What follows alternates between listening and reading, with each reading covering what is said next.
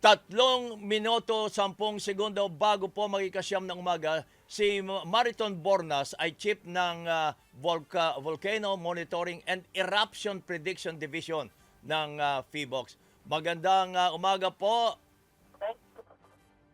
Magandang umaga po, kabayan. At Opo, sa inyo po opo. mga tagapakinig. Ay may balita itong Taal Volcano ay mukhang nagbuga ng asupre na naman. Nagkakaroon aktibidad. Opo, tama po yan. No? Ang Taal Volcano po ay nagbuga po ng medyo mas mataas na konsentrasyon ng sulfur dioxide kahapon.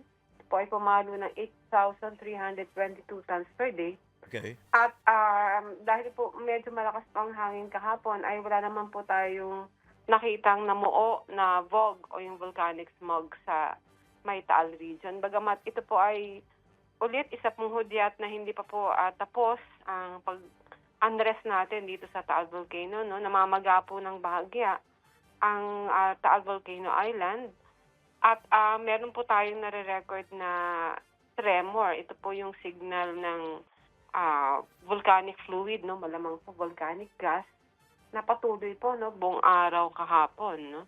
Kaya po tayo po ay mabuti na naglabas ng advisory para po makapag-alerto po tayo sa mga ating kababayan na meron po tayong ongoing unrest Opo. dito sa Taal at maaari pong magkaroon ng phreatic o minor phreatomagmatic eruption. Ayun na possibility. Pero alert level 1 pa lang ho. Alert level 1 pa rin po tayo, kabayan. Alert Okay. level 1. Kapag nag-alert level 2, ano na ang nangyayari nun? Kapag may alert level 2 po tayo, nakikita po natin na sunod-sunod po o kabit-kabit po ang mga lindol. Oh. Ibig sabihin po ay mayroon pong transport o paggalaw talaga o pagbasag ng bato sa bulkan para po mai-erupt o maiputok ang magma. No? Bagamat sa overall po nating monitoring, ang pumamaga naman po sa bulkan ay naka-isolate lamang po o localized dito sa Volcano Island. Kaya hindi po natin inaasahan yung malakas na pagsabog katulad nung 2020. No? Yung mga maliliit lamang po na minor phreatomagmatic eruptions o kaya ho ay yung steam-driven eruption lamang na tinatawag po ng mga taga Batangas na pasngat. Okay. Paano yung mga nakatira sa paligid doon yan? Yung pinakamalapit na wala pang utos na umalis sila?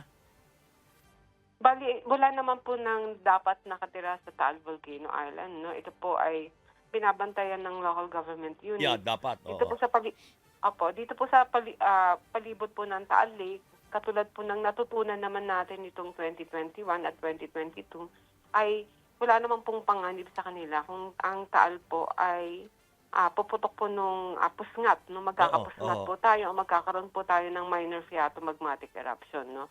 Wala naman pong panganib sa kanila. Kung hindi, mataas po ang magiging buga ng asupre at magkakaroon po tayo ng ashfall. Bawal na rin po ang mga eroplano na lumipad sa ibabaw ng Taal Volcano? Dapat po ay iniiwasan ang paglipad ng eroplano sa ibabaw ng bulkan dahil anytime po pwede po itong magkaroon ng minor event at ang abo na isasaboy sa himpapawid ay mapanganib po sa aircraft. Opo. How about ang mga kababayan natin? Nire-require ba natin na kung maaari suot sila ng N95 na face mask? Opo, kapag mataas po ang buga ng sulfur dioxide, lalong-lalo na po kung tayo po ay nakakaranas ng matindi na amoy nito, mangyari lamang po na magsuot po tayo ng mask, no? Para po tayo ay mapangalagaan dahil ang sulfur dioxide po ay mapanganib po ito sa may mga sakit po sa baga, may hika, may karamdaman po sa puso, mga senior, may expecting mother, mga sanggol, no? So kailangan po ay medyo mag-ingat po tayo pag nakakaranas po tayo ng sulfur dioxide. Okay. So malinaw ho dito, Miss Mariton, ay abnormal pa rin ang kondisyon ng Taal Volcano. Tama po yan. Ang ating pong mga kababayan ay kailangan pong umiwas, no? O iwasan ng pagsampa sa Taal Volcano Island dahil Ganda pa naman yan. nagbubugnot pa rin po ang Hindi bulkan ako at nakaakyat. mapanganib po doon. Apo. Opo. Hindi ako nakaakyat diyan eh. Oh, pero nakapasok ako diyan, hindi ako nakaakyat. So bawal pumunta diyan. Bawal para lalong-lalo ng mga turista. Tama po yun. Yeah. Tama po yun na iwasan po natin ng Taal Volcano Island. Correct. Ay, kamusta ang Canlaon? Bali, patuloy pa rin po ang pagbubugnot ng Canlaon Volcano. Kahapon po, buong araw, ay nakapagtala po tayo ng 32 volcano tectonic earthquakes. Ito po ay ang mga volcanic earthquakes na nasanhi po ng pagbabasag ng bato sa ilalim ng bulkan. Oo. Medyo mataas na naman po ang tala ng volcanic gas, mas mataas po kaysa sa Taal. Pumalo po ulit ng 8,600 tons per day.